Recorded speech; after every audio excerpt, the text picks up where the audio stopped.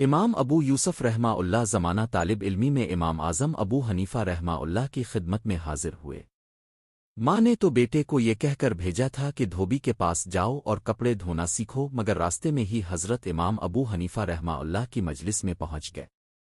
حضرت نے ایسا شفقت بھرا معاملہ فرمایا کہ یہ وہیں کے شاگرد بن گئے، یہاں تک کہ علم میں بہت بلند مقام حاصل کر لیا۔ والدہ نے کہا، میں نے تجھے دھوبی کے پاس بھیجا تھا، تیرا باپ فوت ہو گیا ہے، کوئی کام کرتا تو ہم کھاتے پیتے۔ امام ابو یوسف رحمہ اللہ نے آ کر امام اعظم کو یہ بات سنائی۔ حضرت نے فرمایا، اپنی والدہ سے کہو کہ میں ایک ایسا کام سیکھ رہا ہوں جسے بہت زیادہ آمدنی کی امید ہے۔ انہوں نے جا کر والدہ سے یہی کہا، مگر وہ مطمئن نہ ہوئی اور خود امام اعظم ابو حنیفہ رحمہ اللہ کے پاس آئیں۔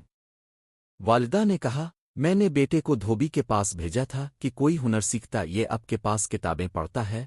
حضرت نے فرمایا، میں اس کو ایسا ہنر سکھا رہا ہوں کہ یہ پستے کا بنا ہوا فالودہ کھایا کرے گا۔ والدہ نے دل میں سوچا کہ شاید حضرت محض تسلی کے لیے کہہ رہے ہیں۔ امام ابو یوسف رحمہ اللہ فرماتے ہیں کہ بات آئی گئی ہو گئی اور والدہ مطمئن ہو گئیں۔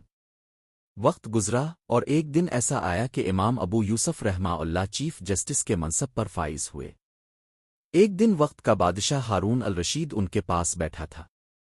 بادشاہ نے کہا، حضرت، میں نے آپ کے لیے ایک خاص چیز بنوائی ہے، میں چاہتا ہوں کہ یہ روز آپ کے لیے بھیجا کروں۔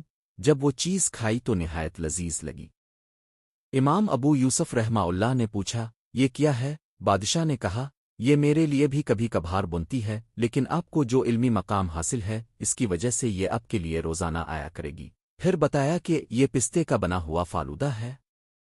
امام ابو یوسف رحمہ اللہ فرماتے ہیں، اسی وقت مجھے امام اعظم ابو حنیفہ رحمہ اللہ کی وہ بات یاد آئی جو انہوں نے میری والدہ سے فرمائی تھی۔